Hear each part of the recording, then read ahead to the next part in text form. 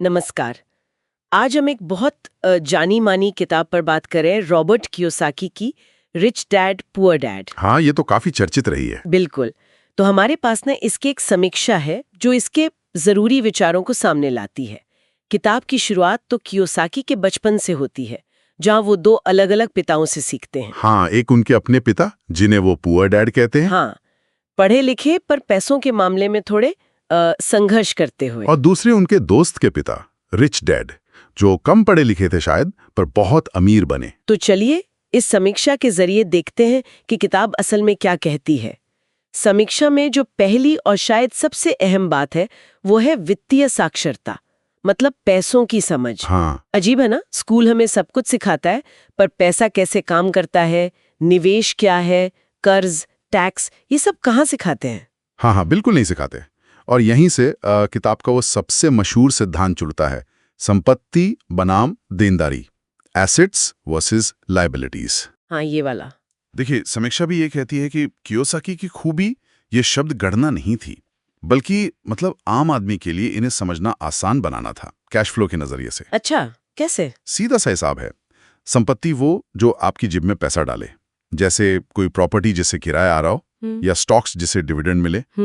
और देनदारी वो जो आपकी जेब से पैसा निकाले, जैसे कार का लोन, या कई बार तो अपना घर भी, अगर उसका मॉर्गेज बड़ा है। हाँ, ये बात थोड़ी चौंकाने वाली है कि घर भी देनदारी हो सकता है। बिल्कुल। और कियोसाकी का वो कोट तो बहुत फेमस है ना, अमीर संपत्ति खरीदते हैं, गरीब के पास सिर्फ खर्चे होते हैं। मध्यम वर्ग देनदारियां खरीदता है और सोचता है कि वो संपत्ति है। उफ, ये तो सोचने पर मजबूर कर देता है। सही बात है। और इसी से जुड़ा एक और बड़ा आइडिया है जो समीक्षा में है, पैसे के लिए काम मत करो, पैसे को अपने लिए काम पर लगाओ। हाँ, ये तो बिल्कुल पारंपरिक सोच के उलट है। वही तो, हमारे यहाँ तो यही सिखाते हैं, पढ़ो लिखो अच्छी नौकरी पाओ। पुअर डैड इसी सोच के थे, सुरक्षित रास्ता। जबकि रिच डैड का फोकस था वित्तीय स्वतंत्रता पर, मतलब ऐसी चीजें बनाओ, ऐसे सिस्टम बनाओ जो पैसा कमा कर दें, भले ही आप वहां खुद मौजूद ना हो। जिसे आजकल पैसिव इनकम कहते हैं। Exactly, passive income. और यहीं से फिर उद्यमशीलता, मतलब अपना कुछ करना, और निवेश का रास्ता खुलता है। समीक्षा बताती है कि कियोसाकी का तर्क है कि वो पुराना मॉडल, डिग्री लो, नौकरी करो, रिटायर हो जाओ, अब उतना कारगर नहीं रहा। तो वो क्या करने को कहते हैं? वो जोर देते हैं कि अपना कुछ शुरू करो, निवेश करना सीखो, आय के कई स्रोत बनाओ। हाँ, ये बहुत शायद उन लोगों को थोड़ी असहज लगे जो अपनी 9 to 5 की जॉब में खुश हैं। हाँ, ये तो है। अच्छा, समीक्षा में मानसिकता की बात भी है। डर, आत्मविश्वास की कमी, ये चीजें हमें रोकती हैं। बिल्कुल।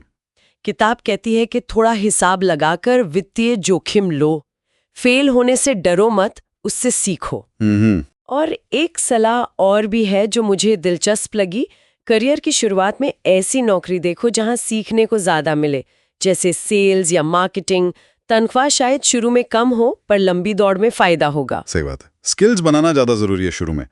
समीक्षा एक और थोड़ा विवादास्पद मुद्दा उठाती है, टैक्स और कॉरपोरेशन की समझ। अच्छा, वो कैसे? किताब बताती है कि अमीर लोग कैसे कानूनी तरीकों से टैक्स बचाने के लिए कॉरपोरेशन का इस्तेमाल करते हैं। ये सिर्फ बड़ी कंपनियों की बात नहीं है, मतलब छोटे बिजनेसमैन भी। हाँ, ये एक तरीका है जिससे आप अपने व्यापार के खर्चों को अपनी आय से पहले घटा सकते हैं। एक नौकरी करने वाला व्यक्ति ये आसानी से नहीं कर सकता। समीक्षा इसे पैसे बनाने का एक जरूरी पहलू मानती है। तो ये तो हुई किताब की बात है। समीक्षा इसकी तारीफ में क्या कहती है? तारीफ यही है कि इसकी कहानी कहने की शैली बहुत सरल है, असरदार है।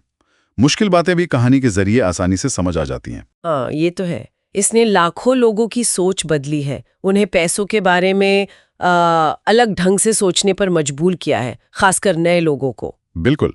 लेकिन समीक्षा में आलोचनाएं भी हैं, उन्हें नजरअंदाज नहीं किया गया। अच्छा, क्या आलोचना है? एक तो ये कि किताब प्रेरित तो बहुत करती है, पर कोई ठोस स्टेप बाय स्टेप प्लान नहीं देती कि करना क्या है। ये बात तो है, थोड़ी अस्पष्ट है। हाँ, और रियल एस्टेट और अपना बिजनेस शुरू करने पर इतना ज्यादा जोर है कि जो लोग अपनी नौकरी में ही आगे बढ़ना चाहते हैं, उन्हें शायद ये थोड़ा अव्यवहारिक लगे। और वो रिच डैड वाली बात, वो सच में थे? हाँ, ये सवाल हमेशा रहा है कि रिच डैड कोई असली व्यक्ति थे या बस एक सिखाने का जरिया, एक काल्पनिक पात्र। कियोसाकी ने इस पर कभी बहुत साफ जवाब नहीं दिया। अच्छा। और एक चिंता ये भी है कि कुछ सलाहें अगर बिना पूरी समझ के मान ली तो लोगों को जरूरत से ज्यादा वित्तीय जोखिम लेने के लिए उकसा सकती हैं। ये तो सोचने वाली बात है।